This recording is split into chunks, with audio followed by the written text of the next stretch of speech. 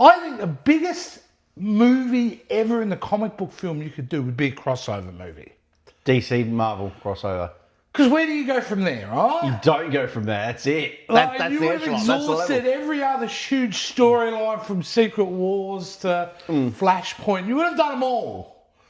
So a team-up film. Firstly, do you like the idea of a team-up film? Do you think they could do it? A team-up film with DC With Superman and superheroes Spider-Man versus hanging out versus DC Marvel Iron villains. Man, Batman, are drinking buddies. I don't know. Like, Yes and no. Right, I as a fan, they did this in the comics. They did a DC Marvel. They've done it plenty of times. But I want to see superheroes fight together. If I'm going to have a crossover, I want to see who can take on Superman, who can take on, the Hulk versus whatever. You know what I mean? That style. But if they want to go on a crossover, then yeah, sure. Do a buddy up. But it'd have to be done well. They have to write it well. It'd have to be executed. I don't know how you do it. Like, I just don't know how you do it. James Gunn thinks it's possible, like, in an article, because he was asked, because the great thing about James Gunn, he's so accessible online. You can always get to him and talk to him. Yeah. Like, he'll answer your tweets and stuff. And so the comment he came out with, he goes, "We've talked about it 1 billion times," which was the first thing that struck me about this comment. Like, you actually talked about it? And no one knows about it. They've just... He goes, that could easily happen, but simultaneous to that, I think it would be interesting. But I also think people are a little over it. I think people want to see good stories with their superheroes, and that's what matters. And I absolutely agree with that 100%. So, he goes, but, just having Spider-Man and Superman team up isn't going to do it if it's shit. So it's got to come from a real place, and it's going to be really hard to make that work. Yeah, absolutely. So well, they're saying that there's no bad blood between Marvel and DC. Oh. So who knows? Eventually they might. James Gunn has come out and he come out with a comment the other day, really throwing shade at Marvel. It was honest shade though, and that was in regards to all I remember is the quote him saying it nearly killed them. Yeah. And what he was referring to, actually, wasn't having to go at Marvel, he was having to go at Disney for forcing Marvel to pump out all this content in the early 2020s. And he goes, I think it's in response to the fatigue. Yeah. And Disney are to blame because they just said, make as much as you possibly can. We want to make money. And push we it out. instantly saw the sliding quality, right, Rick? Like, we noticed it immediately. Oh, massively. Everything did. just, how many movies did they pump out that everyone was just hating on? That was full of the internet, How many of those movies actually were good?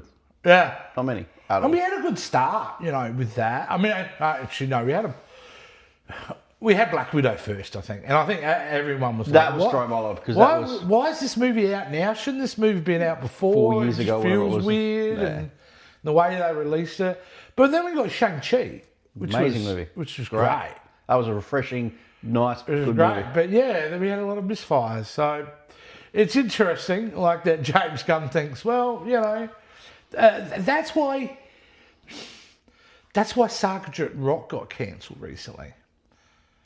Sergeant Rock in DC, it got cancelled. It was supposed to be all lined up. They were going to make this movie. I didn't know that. And they cancelled the film. James Gunn cancelled it. And the reason is because of his difference model between Marvel. He believes no film gets greenlit unless there's a completed script. Fair enough. That makes sense. That makes sense. That's why that film got cancelled. While on the other hand, Marvel, right now they're shooting Doomsday and everyone knows it's not a completed script. That's how Marvel make their films. For better or for worse. So you can be critical over it, but then you're going to go, well, Infinity War came from that. Civil War came from that. Some of the greatest Marvel movies came from their model of filmmaking. Just keep changing it. Yeah, but no, it's an interesting time, isn't it? I mean, it's so brave of James Gunn to be everywhere at the moment, just on social media talking. Mate, your movie hasn't come out yet. Is this his tactic? If it's bad, and all this. Is this his, tactic going, I'm going to be out there just bombing it? They're putting their flag in the ground, there's no doubt about it. Yeah. So will we get to see a crossover Not film? anytime soon. Anytime soon, dude? No. No way. No. Now, I've kind of, I'm going to skip a couple of stories here just because I want to stay in James Gunn world, and then we'll go back to the other one, Rick. So just kind of go with me here. Sorry, mate. Yeah, mate. James Gunn, when we're talking about him, he also came out and gave himself the number one reason for the death of the movie industry from his perspective. Mm-hmm. Right? And that's just a filmmaker having his opinion, don't get me wrong, but I wasn't expecting the answer from him. And basically, this is why James Gunn thinks why the movie industry is in a lot of trouble. Because it is, Rick. We've talked about it here quite a lot. They've got massive problems in Hollywood in regards to a lot of the studios being empty and problems with production. And he goes, I do believe that the reason why the movie industry is dying is not because of people not wanting to see a movie. It's not because of home screens are getting so good. The number one reason is because people are making movies without a finished screenplay. So to tie up... So he's going back with what he was saying with Marvel. Yeah, that's why I wanted to talk about this. You would say, everybody wanted to make a movie. It was greenlit, ready to go. Oh, this is him talking about the film that got cut. And the screenplay wasn't ready. And I couldn't do a movie where the screenplay's not good. So that's their number one rule, and that's the difference. So from that, you would expect that we're going to get some really good quality. Coming from him, yeah, definitely. Yeah, I mean, that's how a film like Mike Flanagan's Clayface gets greenlit. Because they've done it. Because Mike Flanagan had a completed script and he went, this is damn good, so we're going to go ahead and make it. So, now I don't know if you know much about Mike Flanagan at all as a filmmaker. No, not much. He's known more in the horror kind of genre. Yeah. He's got a film out at the moment called My Life is Chuck. Right. I don't know if you've seen the trailer for that. No. Got Loki in it and all that. Okay. It's supposed to be really great. He's got the film. They found themselves Clayface. Yeah, I heard the guy they cast was fucking phenomenal. Yeah. They were raving on out of the millions Well, of it was a shocking choice because this could have been anyone. Well, like who they cast. Well, yeah. But they've cast this kid called Tom Rhys Harris. Now, do you know what he's from, mate? Not much, no. Neither do I. Never heard of him, no. I have never heard of him. And I'm actually just trying to remember, because I did read what he was in prior. And I'm sure someone out there will let me know. But all reports are this kid is the real deal. They were really impressed by his by his performance, Which is surprising, being someone who's not a no name. He's probably done a few little things, but nothing major or anything, Yeah, like I'm just actually while you were killing time here, mate. But I think it's a good thing that they've gone with someone who hasn't, who's established actor. Yeah, so let's have a look at some of his movies and all that kind of thing. What he's done, White Lotus, I think is probably his biggest hit at the moment. Would have been White Lotus. So hence why he's Yeah, if I'm right, let's have a look at his. Can we have a look at his filmography here? Do you know what? Doesn't really matter. We'll move on. Either way, Tom Rhys looks like, and it's. You wonder how much of that role will be him. Will it all be just CG effects? Will it be prosthetics? Will it be... I think it'll be a mixture of both. I think it will be a mixture of both. I think the way that technology is now, we still like practical effects. And I think that technology is still there. And it's a lot better than what it was, 20, 30 odd years ago. So I think they can do a mixture of both. Yeah. Because the character he's playing is obviously... before he turns into Clayface. Yeah. So he's a normal actor struggling, and then he has these issues and whatever, and then turns into Clayface. So I have to make immediate correction because the internet will kill me if I don't make this correction. He's best known for a film called White Lines, not White Lotus. Oh, White Lies. White Lines. Oh, White Lines. Yeah, he's a Welsh actor, I know that. So. Well, there you go. So anyone knows who he is? Yeah, the Netflix series White Lines. So there you go. One of the big surprise sequels, I think, of the last 5 years, which was so much better than it deserved probably to be, was Top Gun Maverick. Oh, great. I think everyone was shocked how good that movie was. Because of the time difference of how long it came out, and then all of a sudden it came out and it just did so well. I saw that in IMAX. It was incredible. Oh, yeah. Well, I saw that in IMAX in Melbourne. Now, believe it or not, there is a story for Top Gun 3. It looks like it is going to go ahead. Wow, okay. And the director, who's currently on the tour at the moment because he's directed F1. Yeah. And the reviews are really good for that. It looks amazing, that film. So he says he's got a really ambitious idea. So they're apparently writing the script as we talk. And yeah, apparently it's such a good idea he could not turn it down. So Cruise is returning? Are they confirmed? I believe so. He would return. He would return. For him to return, it'd have to be a good script, good story, good everything for him to. Well, I would suggest if he makes it, this might be the film where we see the demise. And that's it, yeah. Might be. But, it wasn't just Tom Cruise in that movie. He had a really great supporting cast too. Yeah. I really liked the younger guys that they got, so. No, Top Gun 3 may be coming down the pipeline. There you go. Hopefully. And now for another, is this a sequel here? Yeah, for another sequel. Now we'll get in order now, Rick, so not to confuse you too much. You're right. And the only reason I mention it is because I kind of checked out after the third film. Yeah. I didn't really care about this franchise too much. But obviously, the controversy behind the main star, and what I'm talking about, Pirates of the Caribbean, and the fact that Johnny Depp was fired from that franchise because of his relationship and the accusations from Amber Heard, which we all saw what played out in court. Time is a strange thing. People forget things over time, and it looks like Disney have re-engaged Johnny Depp. They've worked out a deal where they both said that they would never want to work with each other again. No, money. They worked out a deal for, Pirates of the Caribbean 6. So clearly money obviously talks. And, of course. For them to come out. Wow, that's huge. Like... It's a weird one, isn't it? Because in some ways you're like, Johnny, why'd you go back? Why you just, but then you're going to go like, oh yeah, but of course I want to see more Captain Jack Sparrow, because as a character itself, it's hard not to, those other bad versions, he's amazing. He's amazing in all of them, but you can't do that movie without him. If they try and greenlight it, they tried writing scripts. You just can't. It would not work, yeah. And then the backlash they would get. And it would just be a complete abomination. They tried, apparently, to write like an all-female-led one and all that. And they've gone, they just couldn't. So they're back. And I think that's fantastic. And I think they're going to get them all back. So Keira Knightley, probably Orlando, Bloomin' Onions. I think they'll all be back. Yeah. Would you? I'm not really keen on it, but I'll check it out. I mean... Well, you're not going to get me lining up at the local cinema. Is it going to be a big success? No. This is a story I probably wouldn't have talked about, but I went, no, Rick loves these movies. And he would be excited about this franchise returning. Yeah. And that's the return of Harold Kumar. Harold Kumar 4 is being written by the guys that did the Cobra Kai show.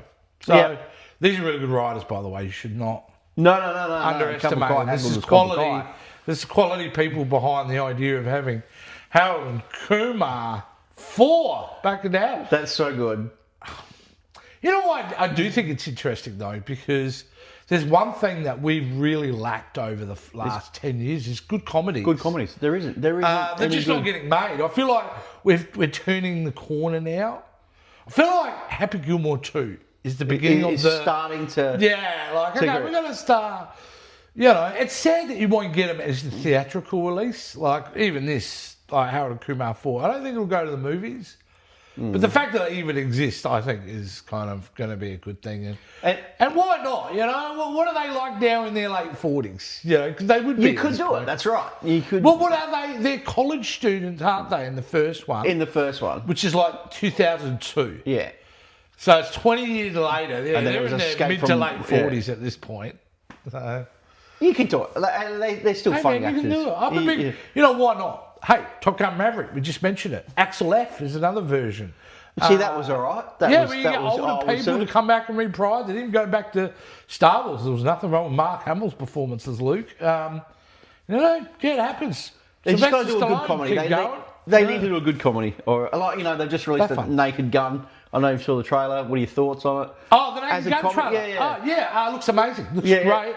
Actually, know what? That is a big hole in the argument. That is the only comedy film I know of to get such a wide theatrical release this year.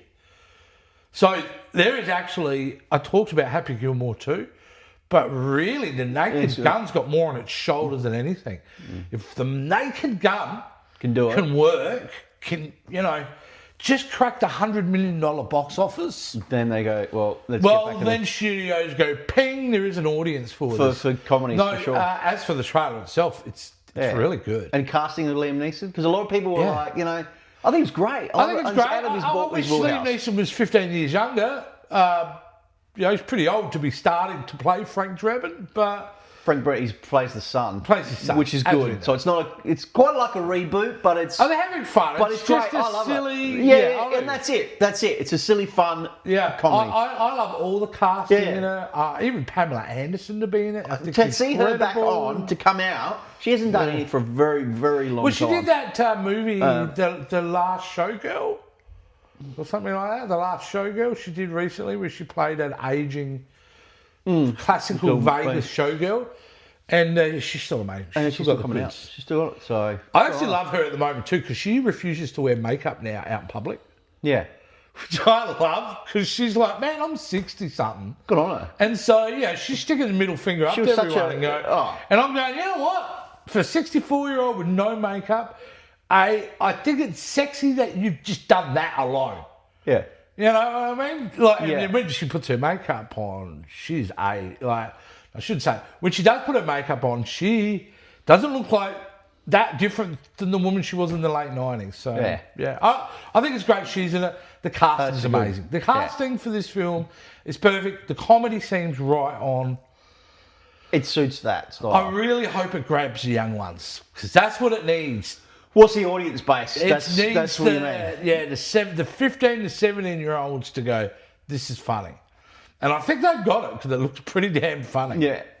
And it's been a while since we've seen that type of comedy on the screen in such a big scale. And to be released in the theatres is huge, because, like you said, it is huge. When they just release it, Happy Gilmore is going straight to Netflix. Yeah, well, that's because Sandler signed basically a lifetime deal at this point, put everything out on Netflix. Though I still think Netflix should have made it a theatrical release, because people would have gone and seen that. For sure. They actually, I think it was really dumb not to do it, because that, strangely enough, would have been one of those multi-generational films. Everyone. Where you watched it as a young person, but now your kids watch it. Yeah. And so you both kind of go together. And it actually had the potential to make that.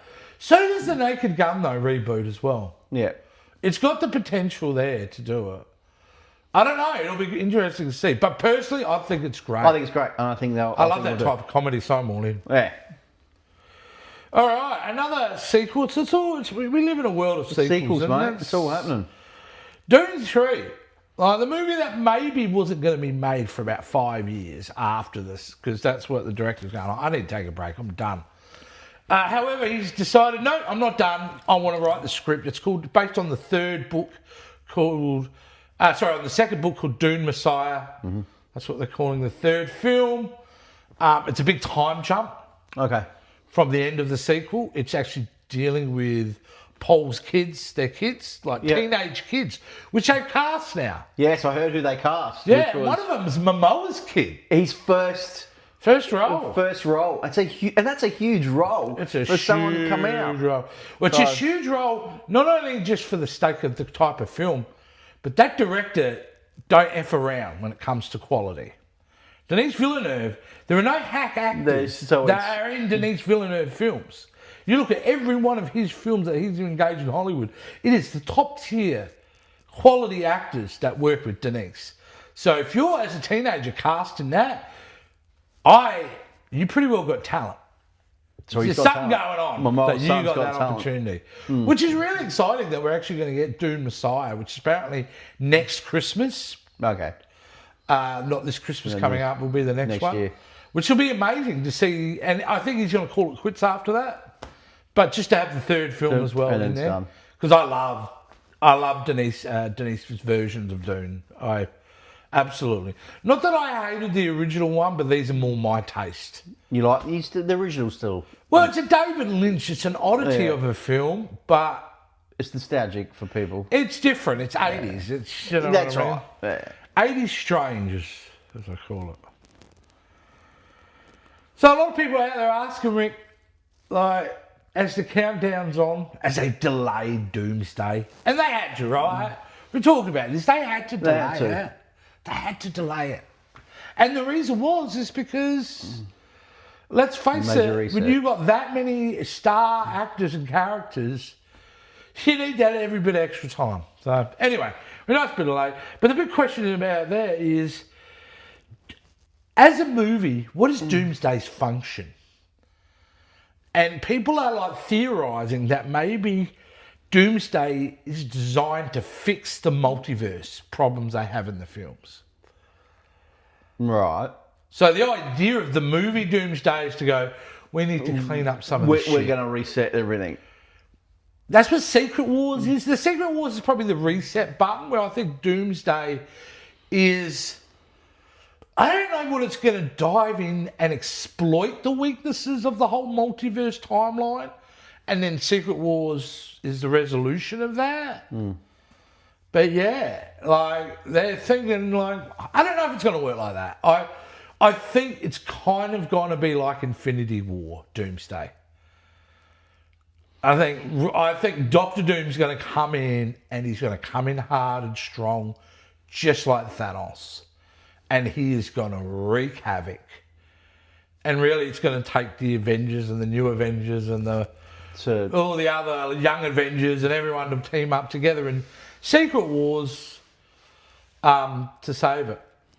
So, it's a bit, I see where people are going, and a lot of people are theorising what's going to happen in it, because this is a massive movie for Marvel, and there's going to be a lot of conspiracy people thinking, oh, this is how it's going to work or not. We just don't know. You don't know how it's going to turn out. We could be completely wrong, and Marvel's done a 360. But at our age, we could probably surmise where they're going with it, and I do think it is Robert Downey Record Shop. They have to. This is what? No, I think that's what it is, you know what I mean? Hey, did you know, from a spin-off from that, I watched a clip of one of the Russo brothers, the nerdy one with the glasses, say that they actually... Robert Downey Jr. was on board of Doomsday before even they were. And the thing was, Downey was the one who approached Marvel. What? To play Doom? He'd come up with an idea. Apparently a lot of this has been driven, now it could be wrong, but the word on the street is a lot of this whole concept, this right turn is because of Downey. Is Downey. So Downey's going, I'm not Iron Man anymore, I want to get back in the game. No, I think this is how it works. He was Iron Man and going, enough of this, I need an Oscar. He's gone and gotten his Oscar, and now like, I'll come back now, I'm good, I got my trophy. Genius! But apparently a lot of it's driven by him, which I think is pretty rad. Well, you know, he's a big part of Marvel, and, you know, so... Well, it's either going to work or it would be a spectacular failure, but I don't think it's going to be a failure. I can't see it being a failure, but it will definitely be up there for sure. Oof. I mean, it's a high expectation, so please don't disappoint. Because, man, they'll get ripped to shreds over the internet. People will just... Well, I don't know what you can do. I just don't think we actually exist in a world with the MCU where you'll ever be able to top that Infinity War Endgame 1-2 knockout punch. Because the epic of it and the shock value, and the first time we'd ever seen anything like that. We've seen things like that now. So I don't think we'll ever... I don't know. But I could be wrong. We'll kind of wait and see. I hope so. There's a lot of cast. There's a lot of big players in this movie. There's a lot of plates to be spinning. And it's all going to be, of course, obviously we've got Fantastic Four coming up, so that's all going to be entwined with it as well. So. I still freaking love every bit of marketing they've put out for that. Yeah. and the way of the colour, the aesthetic, the design. Yeah. As someone who does that stuff, I just love the whole feel about the Fantastic Four. I watched a little clip yesterday. It's just all about Herbie. Yeah. I've got Herbie's amazing. I can't believe we have live action Herbie. That thing only existed from the 70s, from the animated series. And now they're putting live action. It feels like such a deep cut that they would go in and then make that thing a big part of the family, which is great. I just love the energy it's giving. I can't wait to see that. I think this July has the potential to be one of the greatest months in superhero comic book film history. It has the potential. And we both know that both those films have the potential to break $1 billion. Do you reckon both will break $1 billion? I know we've spoken about this. I know we we're did. Getting closer. We are. Because they're okay, this is how I feel what's the difference? So Fantastic Four comes out very soon in July. July 11th, and then when does Superman come out? July 25th, I believe. Oh, so it's only weeks apart from each other. Wow, okay. Interesting. And for them to get to that number, they both have to be making money at the same time throughout August. Yeah. Which is not out of the realms of... Yeah. So here's what I'm thinking. It really depends on... Like, Fantastic Four not only has to be good, it has to be great. To hit $1 billion, it has to be great. You want to get people back into those... really great. Superman has a little bit easier just because of legacy. Because of the name. Like, I feel that doesn't have to be as good as, say, a Fantastic Four needs to be. Because everyone knows... Just because Superman's just built in. Well, everyone knows Superman. Everyone knows that name. Living in the Himalayas, mate, and know who Superman is. Yeah. Do they know who Fantastic Four is? It's like Coca-Cola. It's a brand you don't need to sell. Correct. It sells itself. So everyone's about it. But Fantastic Four... Has got a little bit and more to be work. honest with you, if I was... What do I wish does better out of the two? I would say Fantastic Four. Just because Fantastic Four has been beaten up cinematically for 30-odd years. That last one was just a trip. Like, none of them have been really great. Right? None of them have been great. No. I would say Silver Surfer I do enjoy.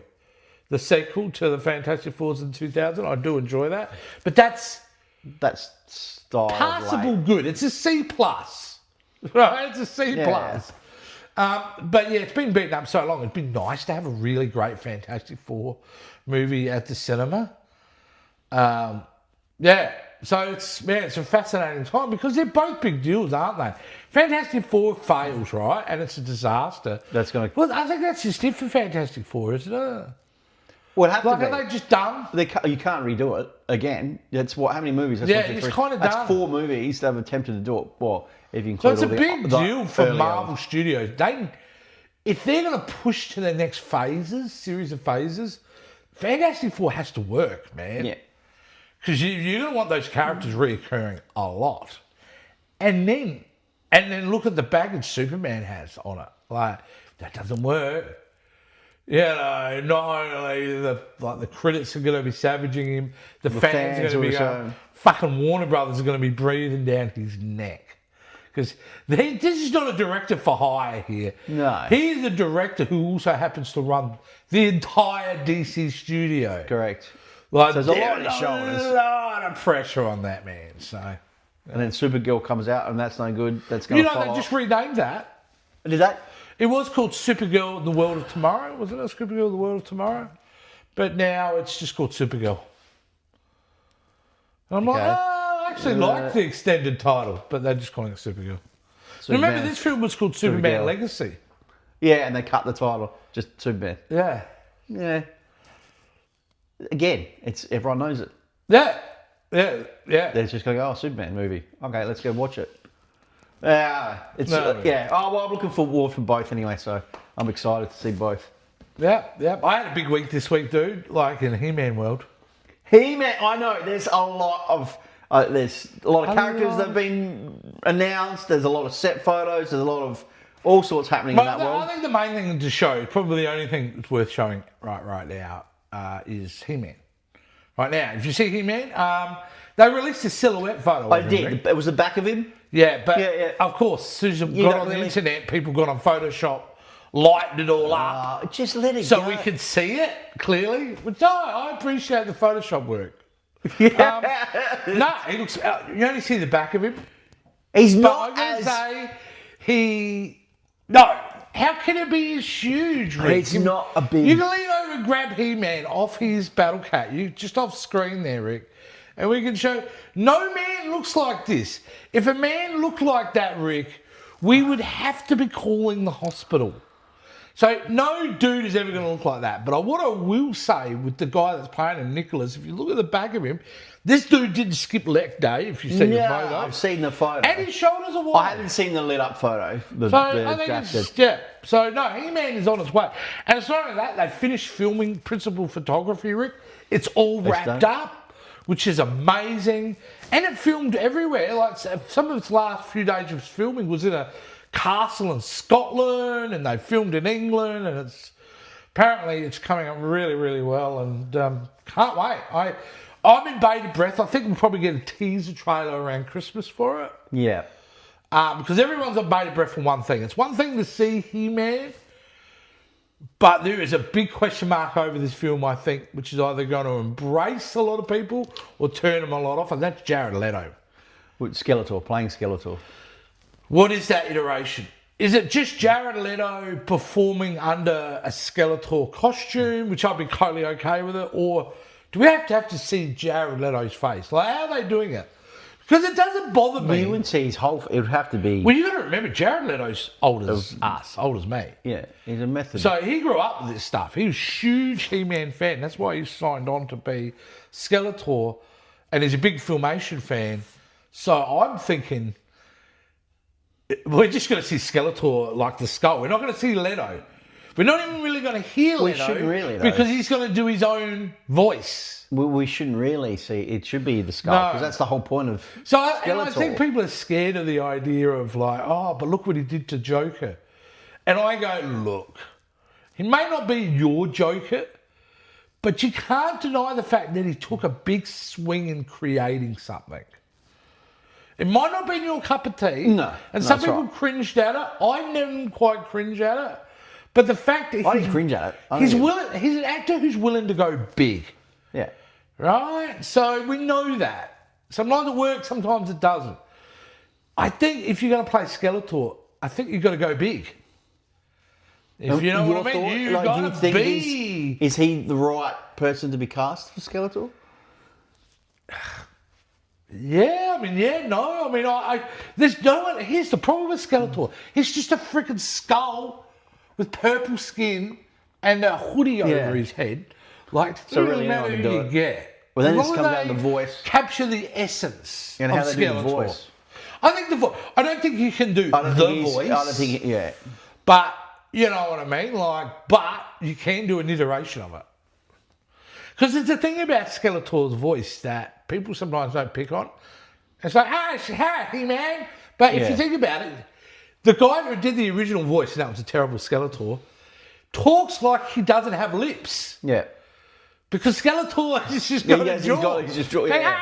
Hey, man. Yeah. Like, he kind of does it without using lips. Gangster. But, I don't know. Who knows? I think it's a big question mark, so... But I can't wait. I mean, I'm thrilled. It's off camera here, guys. I'll put it up as a photo right now. Obviously, I'm a He-Man fan. There's my collection. Slowly building it. But, I can't wait. I'm excited. I think it's 2026. So all the cast is... who's playing Evil Lynn? Alison Brie. If you know her. Yeah. She's really good. I think she was a great inspired choice.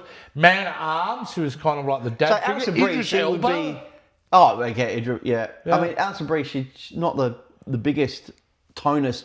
Like, no, but neither is... She's obviously working out and getting... if you look at her over there, she's holding the purple staff up. She's not known as being muscular. No, but she's got definition in her she's a sorceress. So it's whether Alison Brie can... And the thing is, I think of Alison Brie playing like, she's going to ham it up. So I think there is going to be a strong element of cheese to this film.